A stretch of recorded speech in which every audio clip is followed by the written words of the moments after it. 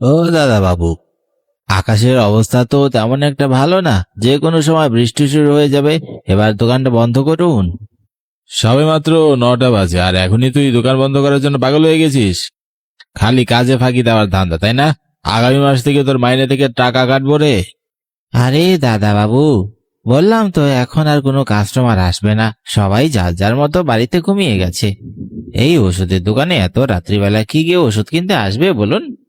গোটা এলাকায় একটা মাত্র ওষুধের দোকান, আসলে তো আসতেও পারে, একটু অপেক্ষা কর। এত ব্যস্ত হচ্ছিস কেন?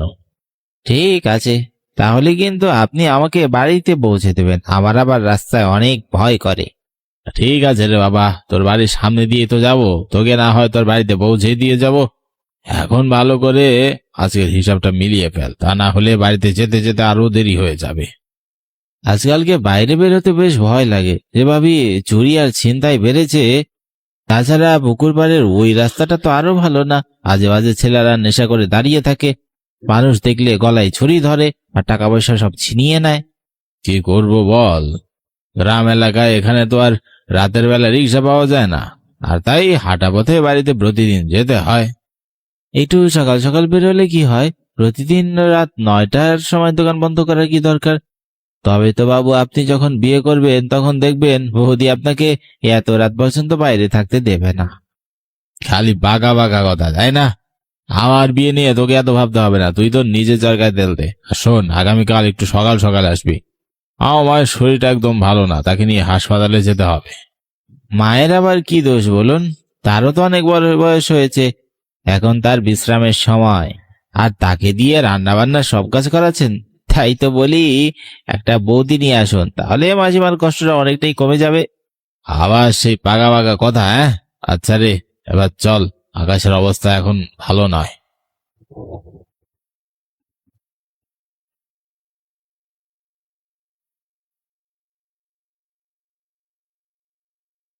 এই রাতের বেলা মেয়েটা রাস্তায় একা দাঁড়িয়ে ছেলেদের সাথে গল্প করছে, এত রাতে কেউ বাইরে থাকে?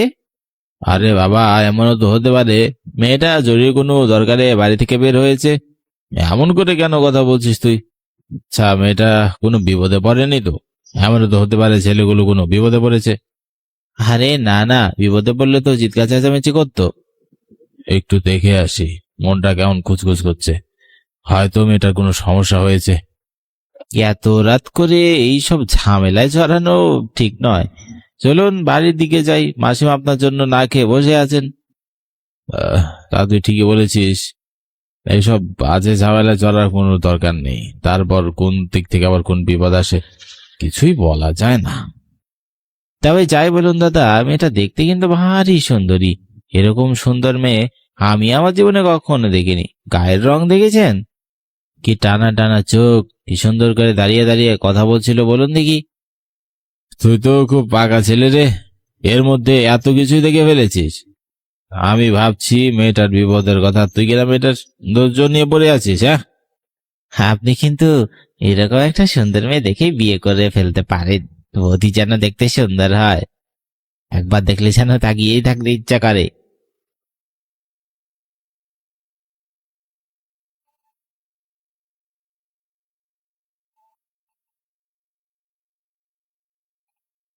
এই, যে কোনো মেয়ে দেখলে তোর আমার বিয়ের কথা মনে হয়, হ্যাঁ? যা, বাড়ি যা, চলে যা বলছি। আর আগামীকাল কিন্তু সকাল সকাল দোকানে চলে আসিস, ঠিক আছে? ঠিক আছে দাদা বাবু, আপনাকে এসব নিয়ে আর ভাবতে হবে না, আমি সকাল সকাল চলে আসবো।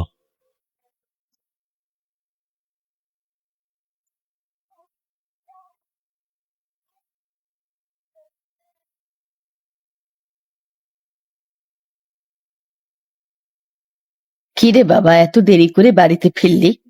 আমি তোর জন্য চিন্তা করে করে অস্থির হয়ে গেছি।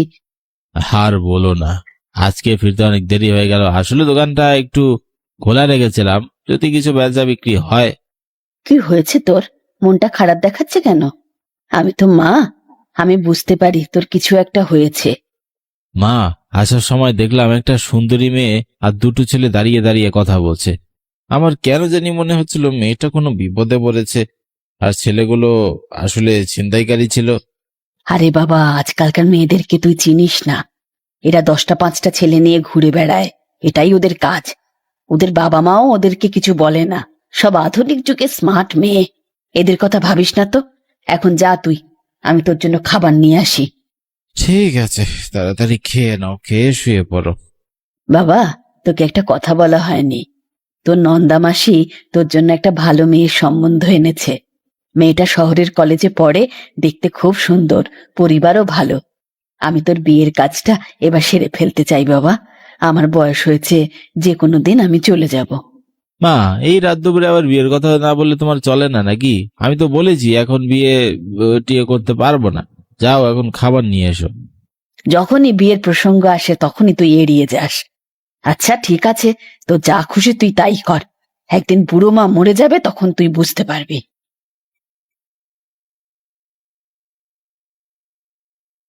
এই যে শুনছেন? আপনি কি আমাকে বলছেন? হ্যাঁ, এই অন্ধকার রাস্তায় আপনি ছাড়া এখানে আর কেউ আছে নাকি? জি বলুন, কিছু লাগবে আপনার? গতকাল রাতে দেখলাম আপনি অন্ধকার রাস্তায় দুটো ছেলের সাথে দাঁড়িয়েছিলেন। আপনি কি আমায় সাহায্য করতে পারেন? আসলে সামনে যে ওই দোকানটা দেখছেন, ওখানে খাবার পাওয়া যায়। আমাকে কিছু খাবার এনে দিবেন? আমার খুব খিদে পেয়েছে। যদি কিছু মনে না করতেন, একটা কথা জিজ্ঞাসা করি? আপনি নিচে গিয়েও তো খাবারটা আনতে পারেন। আমাকে কেন পাঠাতে যাচ্ছেন বলুন তো? অবশ্যই আছে। আসল কারণটা আমি আপনাকে বলতে চাইছি না। যদি পারেন তাহলে প্লিজ খাবারটা এনে দিন। আচ্ছা দাঁড়ান, এখানে কিছুক্ষণ অপেক্ষা করুন, আমি আপনার জন্য রুটি আর কলা নিয়ে ফিরছি।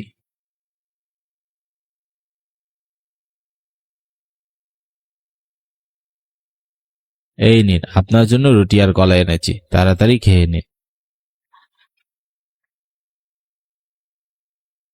যাক, আমি খুব খুশি হয়েছি। আপনি আমাকে সাহায্য করলেন। আপনি এখান থেকে একটু রুটি আর কলা খেতে পারেন।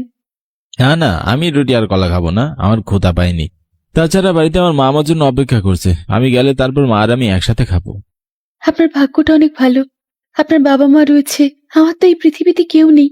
খুব ছোটবেলাতেই আমার বাবা মা মারা গেছে। অবশ্য বাবা মা না থাকার একটা সুবিধা আছে, এই যে দেখুন, আজকে আপনার বাবা মা নেই, এই কারণে আপনি রাতের বেলা এখানে আড্ডা দিতে পারছেন। গতকাল রাতে দেখলাম দুজন ছেলের সাথে দাঁড়িয়ে গল্প করছিলেন। যদি কিছু মনে না করেন একটা কথা বলি, এভাবে রাত বেরেতে রাস্তায় দাঁড়িয়ে থাকবেন না। আমরা চোখে যা দেখি তা অনেক সময় সত্যি হয় না। যান, বাড়িতে যান, আপনার দেরি হয়ে যাচ্ছে। আজকেও বাড়িতে ফিরতে ফিরতে দেরি হয়ে গেল। জানি না ওই মেয়েটার সাথে আজকে আবার দেখা হবে কিনা, কিন্তু কেন জানি না মেয়েটার কথা অনেক মনে হচ্ছে। হয়তো আজকেও দেখি মেয়েটা ওখানে দাঁড়িয়ে আছে। যাই, মেয়েটার সাথে একটু কথা বলে আসি। কি ব্যাপার, আজকেও আপনি এত রাতে এখানে দাঁড়িয়ে আছেন? হ্যাঁ, কেন? আমার কি দাঁড়িয়ে থাকা মানা? এমনিই দাঁড়িয়েছি, কোনো কারণ নেই। গতকাল রাতের বেলা আপনার কথা অনেক মনে হচ্ছিল। আপনার সাথে কথা বলে অনেক ভালো লেগেছে, মনে হচ্ছিল খুব কাছের একজন। ওমা, তাই নাকি? ঠিক আছে, তাহলে আজকে আমাকে আরেকটু সাহায্য করুন। আমাকে এক কাপ চা এনে দিন। ওই দোকানে খুব ভালো চা বানায়। তাই নাকি? যাক, দেখা হয়ে ভালোই হলো। আপনার কোনো একটা সমস্যায় তো কাজে লাগতে পারলাম। তাহলে চলুন দুজনে মিলে ওই দোকানে চা খেয়ে আসি। ওই দোকানে আমি যেতে পারবো না। ওখানে আমার গেলে সমস্যা আছে। আপনি দয়া করে আমাকে একটু সাহায্য করুন, আর এক কাপ চা এনে দিন। কেন, ওই দোকানে গেলে কি সমস্যা? আহা, বললাম তো কোনো সমস্যা নেই, আপনি আমার সাথে চলুন। বললাম তো আমি যেতে পারবো না। যদি চা এনে দিতে চান তাহলে দিন, তা না হলে আমি এখান থেকে চলে যাব। আরে বাবা, রাগ করার মতো কিছু হয়নি, আমি আপনাকে এখনই চা এনে দিচ্ছি।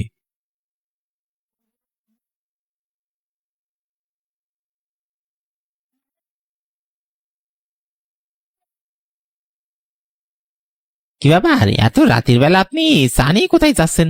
গতকাল রাতে দেখলাম রুটি আর কলা নিয়ে যাচ্ছিলেন। আজকে এই রাত 10টার সময় চা চাচ্ছেন? যদি কিছু মনে না করে একটা প্রশ্ন করি, আপনার বাড়ি কই? আর আপনি এত রাতে এগুলো নিয়ে প্রতিদিন যান কই? আরে না না, কি মনে করব? কি মনে করার আছে? ওই যে একটা পুল দেখতে পাচ্ছেন, ওখানে আমার জন্য একজন বন্ধু দাঁড়িয়ে আছে, ওর জন্য মূলত খাবারগুলো নিয়ে যাচ্ছি।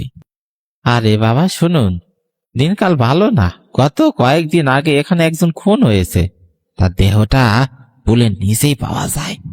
আপনি আর আপনার বন্ধুকে বলে দিবেন সে যেন রাতের বেলা আর এখানে না আসে। কি বলছেন?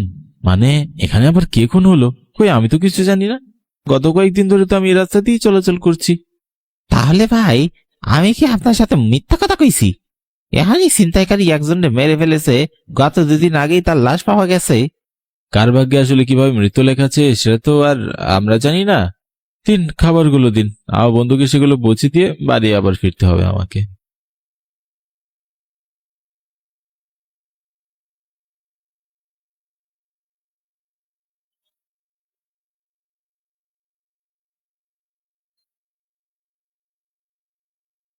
আপনার খাবারগুলো খেয়ে নিন আর যত দ্রুত সম্ভব বাড়ি চলে যান। গত কয়েকদিন আগে এখানে নাকি খুন হয়েছে। আমি তো এ বিষয়ে কিছুই জানতাম না। যদি জানতাম তাহলে এতক্ষণ আপনার সাথে দাঁড়িয়ে গল্পও করতাম না। আচ্ছা, আপনি তাহলে ভয় পেয়েছেন। ঠিক আছে, তাহলে বাড়িতে ফিরে যান। আচ্ছা, আপনি বললেন না তো আপনার বাড়ি কোথায়? বাড়ির ঠিকানাটা অন্তত আমাকে বলুন। যদি কখনো আপনাকে এখানে না খুঁজে পাই তাহলে আপনার বাড়িতে গিয়ে খোঁজ নিয়ে আসবো। আমার বাড়ি? আচ্ছা ঠিক আছে, আমি বলছি আমার বাড়ির ঠিকানা। ওই যে দেখতে পাচ্ছেন একটা আম গাছ, ওখানে নিচে একটা বাড়ি রয়েছে, ওটাই আমার বাড়ি।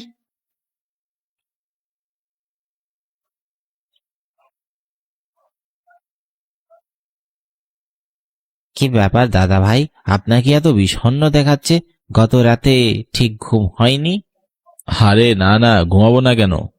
আচ্ছা শোন, তোকে একটা কথা বলতে চাই। গত 2 দিন ধরে আমার ওই মেয়েটার সাথে প্রতিদিন দেখা হয়। ওর আচরণ বেশ অদ্ভুত। একা একা রাতের বেলা দাঁড়িয়ে থাকে আর আমাকে ডাকে। কোন মেয়েটার কথা বলছেন? আপনি যে সেদিন রাতের বেলা 2জন ছেলের সাথে দাঁড়িয়ে গল্প করছিলেন? ও আচ্ছা দাদা ভাই, আপনার মাথায় কি বুদ্ধি শুদ্ধি বলতে কিচ্ছু নেই? এসব মেয়েরা বাজে হয়, এরা ভুলিয়ে ভালিয়ে আপনার ক্ষতি করার চেষ্টা করবে। এই এক দোষ তোদের, কাউকে পেলেই শুধু ভুল ধরিস।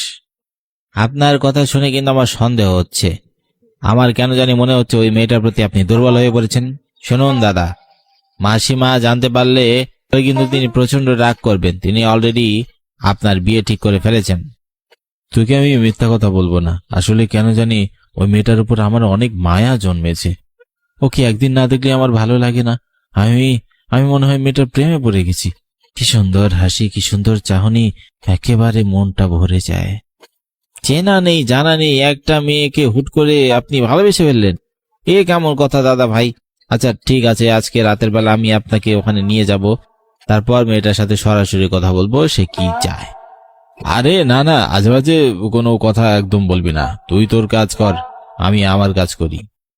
খোকা মনে হয় ঠিক কথাই বলেছে। এসব মেয়েরা খারাপ হয়। যদি ভালো মেয়ে হতো তাহলে তো এত রাতের বেলা এখানে দাঁড়িয়ে থাকতো না। যাই হোক, আজকে মেয়েটা ডাকলেও আমি আর সাড়া দেব না। একা একাই হেঁটে যাব। কিন্তু কই, মেয়েটাকে তো কোথাও দেখতে পাচ্ছি না। ও আজকে কেন দাঁড়িয়ে নেই? কি হলো ওর? আচ্ছা ঠিক আছে, কাল সকালে না হয় দোকানে গিয়ে একবার খোঁজ নিয়ে নেব।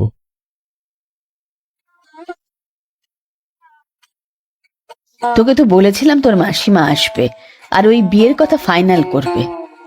আহ মা, আবার সেই নিয়ে পড়লে? আমি তো তোমাকে কতবার বলেছি আমি এখন বিয়ে করব না। তাছাড়া আমার নিজেরও তো পছন্দ অপছন্দ আছে নাকি? তুমি এক কাজ করো মা, এই বিয়েটা আপাতত বন্ধ রাখো। কই, তুই তো আগে কখনো আমাকে বলিসনি তোর নিজের কোনো পছন্দ আছে। যদি নিজের কোনো পছন্দ অপছন্দ থেকে থাকে তাহলে তুই আমাকে সেটা বল, আমি মেয়ের বাবার সাথে কথা বলি। কিন্তু এভাবে তো বসে থাকলে বয়স বেড়ে যাচ্ছে। আমি তোমার কাছে কোনো মিথ্যা কথা বলবো না। আসলে একটা মেয়েকে আমার খুব মনে ধরেছে। আমি এখনো জানি না ওকে কোথায় থাকে, কিন্তু দেখতে বেশ সুন্দরী। আমি ওকে ভালোবেসে ফেলেছি মা, আর ওকে বিয়েও করতে চাই। পাগল ছেলের কাণ্ড দেখো, একটা মেয়েকে না চিনে না জেনে পছন্দ করে ফেললি। আচ্ছা বাবা ঠিক আছে, তুই এক কাজ কর, আগামীকাল ওই মেয়েটাকে তোর সাথে করে বাড়িতে নিয়ে আয়, আমি ওর সাথে কথা বলবো। আমি জানি তুমি কখনোই আমার কথা অমান্য করবে না। আমি ওই মেয়েকে কালই সাথে করে নিয়ে আসব। যদি তোমার পছন্দ হয় তাহলে বিয়ের কথা বলবো।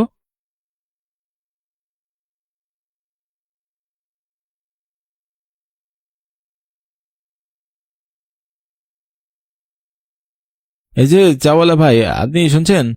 আচ্ছা, আপনাকে একটা কথা জিজ্ঞাসা করতে এসেছি। আচ্ছা, ওই যে আম গাছতলার নিচে একটা বাড়ি রয়েছে, ওখানে একটা মেয়ে থাকে, ওর নাম নীলা। ওকে আপনি চেনেন? কেন চিনবো না? ওর নাম নীলা, ওকে গ্রামের সবাই খুব ভালো করেই চিনে। অনেক ভালো মেয়েও, কিন্তু সম্প্রতি একটা দুর্ঘটনা ঘটে গেছে। দুর্ঘটনা? কি দুর্ঘটনা? বলুন তো। আসলে কয়েকদিন আগেই ওই রাস্তা দিয়ে আসছিল, রাস্তায় অন্ধকার ছিল, আর তখনই কয়েকজন ছেলে মিলে ওকে আক্রমণ করে আর ওর গলায় ছুরিবিদ্ধ করে হত্যা করে। আপনাকে যে সেদিন খুনের ঘটনা বলেছিলাম, আসলে নীলাই খুন হয়েছিল। কি বলছেন কি আপনি? না, এ হতে পারে না, নীলা খুন হতে পারে না। এই যে গত কয়েকদিন ধরে আমি আপনার দোকান থেকে খাবার নিয়ে যাচ্ছিলাম, এটা তো নীলার জন্য আমি নিয়ে যাচ্ছিলাম। ওই যে পুল, ওখানেই নীলা দাঁড়িয়ে থাকে, আর নীলার সাথে প্রতিদিন রাতেই আমার দেখা হয়। আপনি যখন খাবার নিয়ে যাচ্ছিলেন তখন আমার সন্দেহ হতো নীলা মারা গেছে। ওর দেহ যখন দাহ করা হয় তখন আমি নিজে সেখানে উপস্থিত ছিলাম।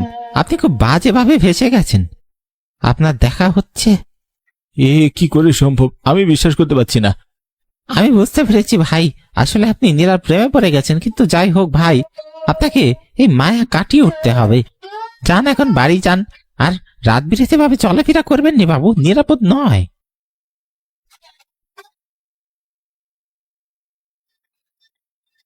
আমি এসেছি, এই দেখো আমি এসেছি। তুমি যখন আমার প্রেমে পড়ে গেলে আমি তখন বুঝতে পেরেছিলাম, তা আমি তো মরে গেছি। 15 দিন আগেই আমাকে হত্যা করা হয়েছে।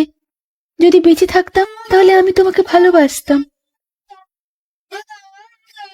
নীলা, তুমি এসেছো, আমি জানতাম তুমি আসবে। তোমার হাতটা আমার সাথে দেখা করতে আসবে, সেটা আমি খুব ভালো করেই বুঝতে পেরেছি। পৃথিবীটা এমন কেন বলো তো? কেউ যখন কাউকে মন থেকে চায় তখন অনেক দেরি হয়ে যায়। তোমার সাথে যদি আমার আগে দেখা হতো তাহলে সবকিছু অন্যরকম হতো।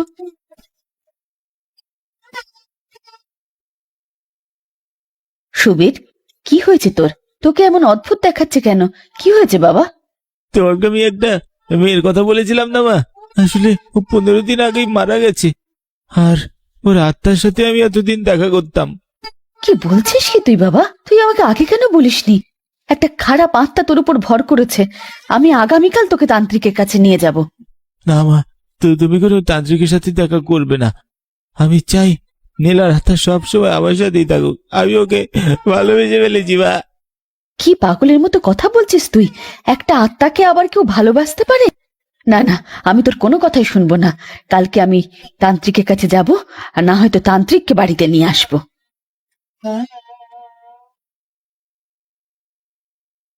অমঙ্গল, ঘোর অমঙ্গল। এ বাড়িতে ঢুকে আমি বুঝতে পেরেছি এখানে খারাপ কোনো আত্মা রয়েছে।